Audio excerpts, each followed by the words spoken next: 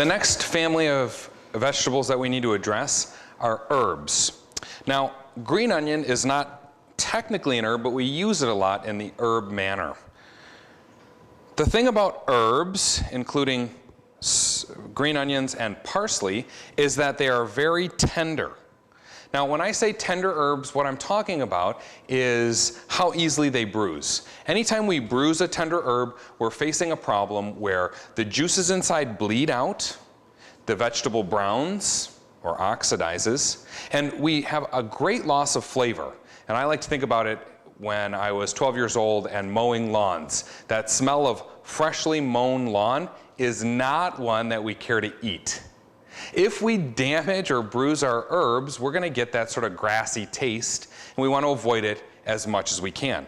This is one of the hardest skills, I think, that I'm asking you to learn in a first quarter class. We're going to start with the green onion. What this means, if we're going to not bruise, is that you often see people doing this with herbs. That's all well and good.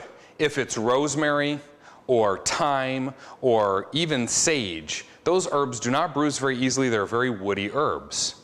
My concern, though, is in our tender herbs, and we're going to start with green onion, that they are very carefully sliced, but in a very special way. The first thing we need to do with our green onions is that any wilted bits we pinch off gently so that we don't bruise. Wilted bits we pinch off. The other thing I'm concerned about is that most green onions have an outer layer that's sort of dry or in some cases too moist and starting to get a little bit funky. So we're going to get a nice clean surface for each one of our green onions. You can also notice here that I'm wearing gloves. In this case, these green onions won't be cooked. Let's pretend they're for a tuna salad. So tuna salad, we wouldn't be cooking these green onions, so we'd have to be certain that we were using proper sanitation techniques. So I pulled off the outer layer of each of these green onions. Now I find it easier to use more green onions at a time. 3 or 4 at a time I think is a good number. I'm going to cut off all the root ends. These are all going to go into the compost. I like to use both the white part of the green onion and the green part of the green onion. The white part is much stronger, much more onion flavored. The green part's a little bit milder, so sometimes I'll separate them and only use the greens or the whites, but I never throw any of it away. I can certainly eat all of this, so I'm not going to throw it away. I just save it for another application if I wanted the strong white or the milder green sections. What I generally need to do is, if I'm doing for tuna salad, I want them to be as small as possible, and I'm going to use the entire white and green portion of the green onion. So I like to cut this in half, and now I'm going to deal with a little smaller bit, but I want them to be 4 or so across. I think it's easier to slice them all. I need to slice them very, very finely, and I need to use the slice motion as we were talking about earlier.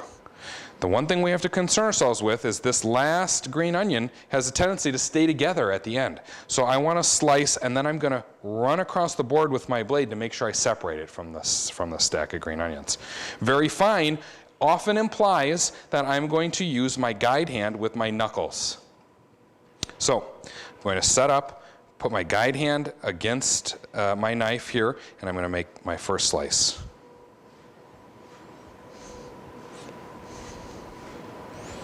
You can see how fine this product is because generally I don't want to taste a big chunk of green onion. You also are noticing how I'm walking my fingers along the green onion as I slice. And so this is something that we're going to learn through repetition. We're going to learn how to slice and walk our hands at the same time.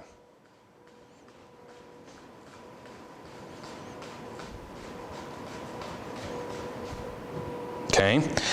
Remember, what we should be noting here is that I am pulling my knife back, slicing through all the way. My knife never just goes down.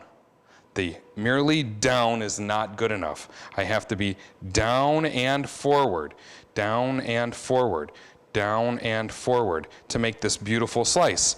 You should see no brown edges on my green onions.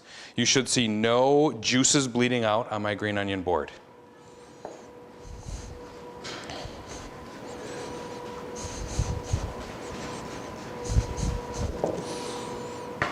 When I demo something like this, I exaggerate the slice. I'm using the whole blade.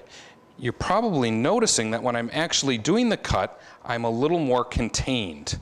But that's just because my motion is solid in making sure I'm using the blade. So using the whole blade is where we want to start. There's a fine diced or fine sliced green onion. Sometimes we like our green onions to be a little more presentational. They're going to serve as a garniture or garnish on some dish.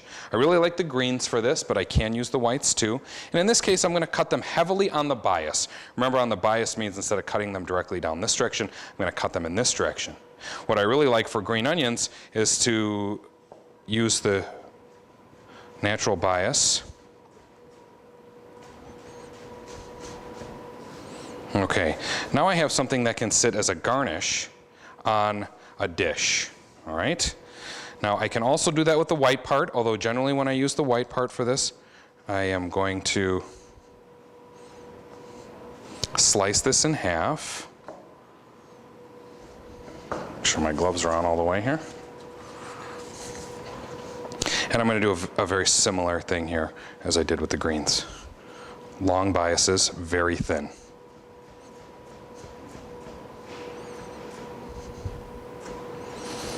Adds a really interesting presentational element to whatever it is I'm using. This is good for a sauté.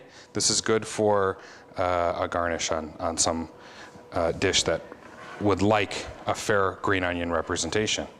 Now I can also make that bias a lot smaller. It doesn't have to be quite so big, and this is a very common cut too.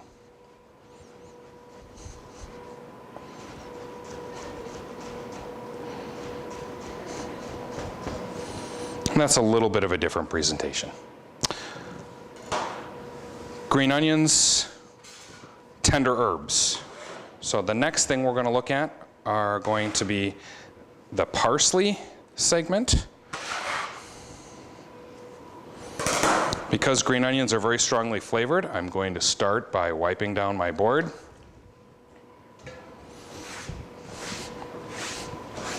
Wiping down my knife.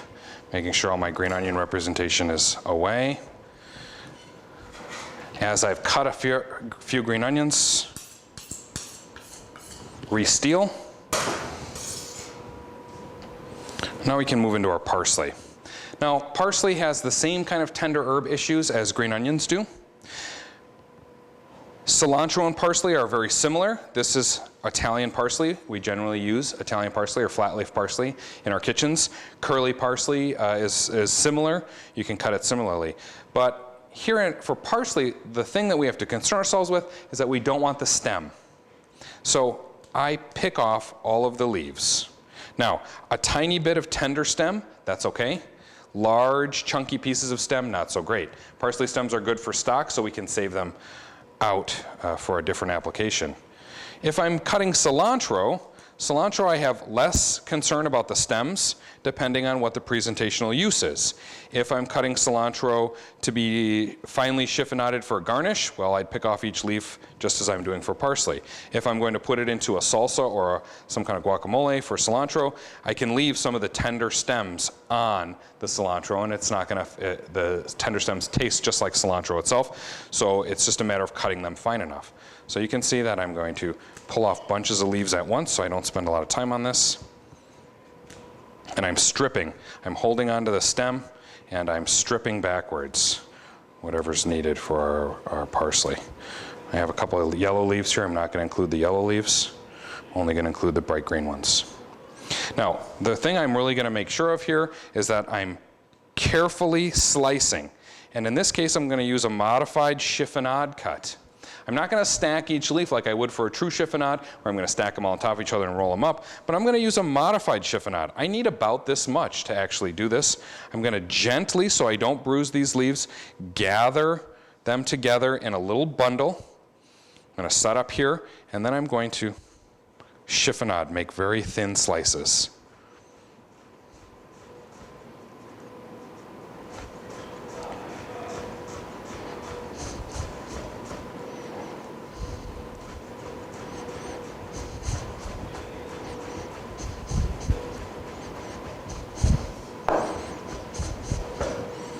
Now, This is the point where you often see people going back through and making another cut and coming back through and Now, my feeling is that the fine chiffonade that I have represented here is sufficient for beauty, presentation, but also to be inside of any dish that I'm going to include parsley in.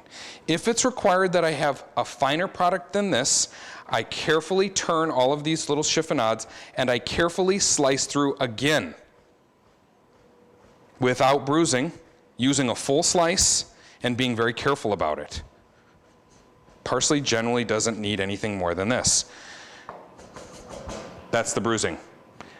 You can almost hear the parsley scream.